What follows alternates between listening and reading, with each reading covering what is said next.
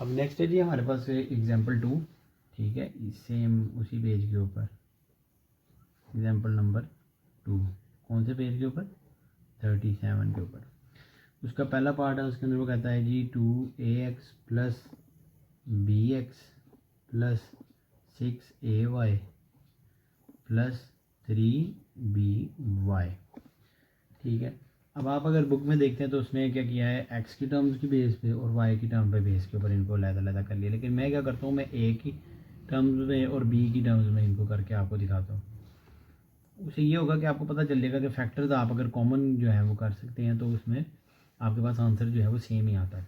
मैं इसको यूँ लिख लेता हूँ 2ax प्लस 6ay, और ये क्या लिखता हूँ जी bx प्लस 3by।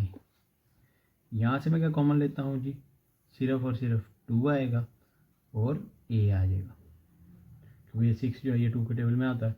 यहाँ क्या बचा, x प्लस 3y, क्योंकि ये 6 3 के टेबल 3 पे आता है। और यहाँ पे क्या कॉमन ले सकता हूँ, just b x plus 3y।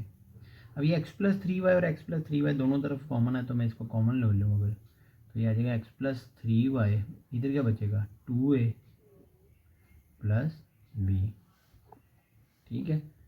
Same इसी तरह अगर हम इसके क्वेश्चन नंबर 2 की बात करते हैं तो 2yx plus 18y square minus 3zx plus 27zy, 3zy, ये भी हमारे पास जो है ये इसने इधर माइनस का दिया है, जब सॉल्व कर रहा है तो इसको प्लस का कर रहा है।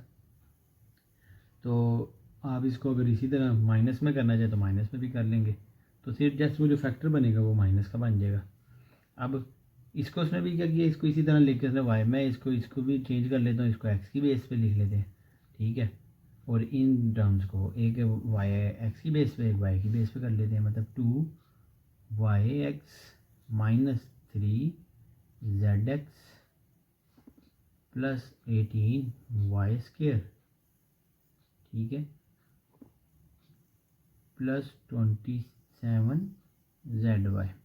अच्छा, अब उसने इसको जो है ना प्रिंटिंग मिस्टेक किया, क्योंकि अगर ये माइनस का करेगा तो फिर उसको ये भी माइनस का करना पड़ेगा, ठीक है, तो ही फैक्टर सेम बनेंगे। तो ये मेरे ख्याल है ये प्लस का ही होगा, तो आप इसको प्लस ही करिएगा, इसको भी प्लस कर लें। अब यहाँ पे हमारे पास क्या कॉमन आ रहा है, जस्ट एक्स कॉमन आ रहा है, 2y प्लस 3z, ठीक हो गया, प्लस अब ये दोनों एक टेबल पे आते हैं, ठीक है, और किसके टेबल पे आते हैं, कोई आइडिया,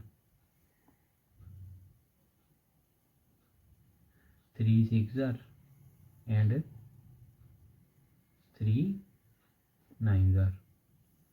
इसके अलावा भी एक और टेबल पे आते हैं, 9 2 18, 9 3 27।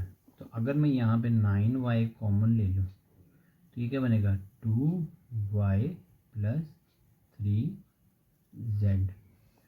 अभी मैंने 9 ही क्यों लिया, मैं 3 क्यों नहीं लिया, हमने जो मैक्सिमम इनमें कॉमन निकल सकता है ना वो हमने कॉमन लेना होता है, मतलब ये मैक्सिमम जिस टेबल तक जा सकते। अगर मैं 3 कॉमन लेता तो फिर ये क्या बच जाते, 6 और 9, फिर उसमें से भी मैं जो है वो 2 कॉमन ले सकता था, यहाँ 3 कॉमन ले सकता था, 3 2 और 3, फिर वो एंड पे है। तो ये हमारे पास जो है इसमें से फैक्टर्स बन गए, ठीक हो गया। अब इसका हमारे पास जो थर्ड पार्ट है जी वो भी देख लेते हैं, 5ym plus 15ym plus 2zm plus 6zn, अच्छा ये 15yn, ठीक है।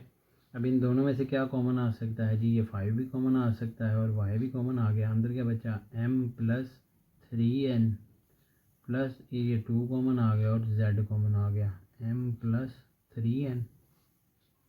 अब ये m प्लस 3n कॉमन ले लिया तो अंदर क्या बचा 5y प्लस 2z, तो ये हमारे पास फैक्टर्स है।